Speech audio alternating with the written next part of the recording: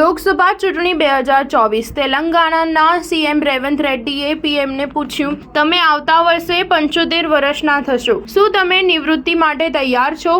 તેલંગાણાના મુખ્યમંત્રી રેવંત રેડ્ડીએ શનિવારે એક પ્રેસ કોન્ફરન્સ દરમિયાન વડાપ્રધાન મોદીને તેમની પાર્ટીમાં નિવૃત્તિની વય વિશે પ્રશ્ન કર્યો. રેડ્ડીએ કહ્યું, આવતા વર્ષે તમે 75 વર્ષના થઈ જશો, શું તમે નિવૃત્તિ લેવા તૈયાર છો?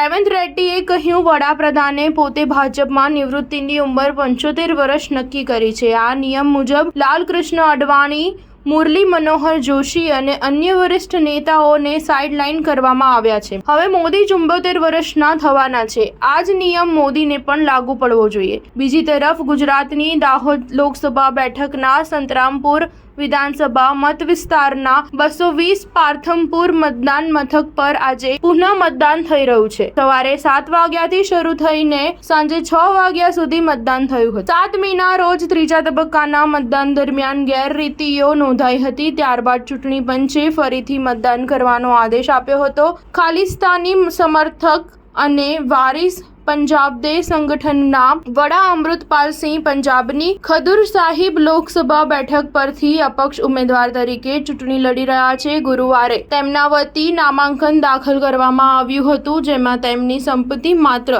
1000 રૂપિયા હોવાનું જણાવ્યું છે. સ્ટાર ન્યૂઝ 7 હંમેશા સચ્ચાઈની સાથે.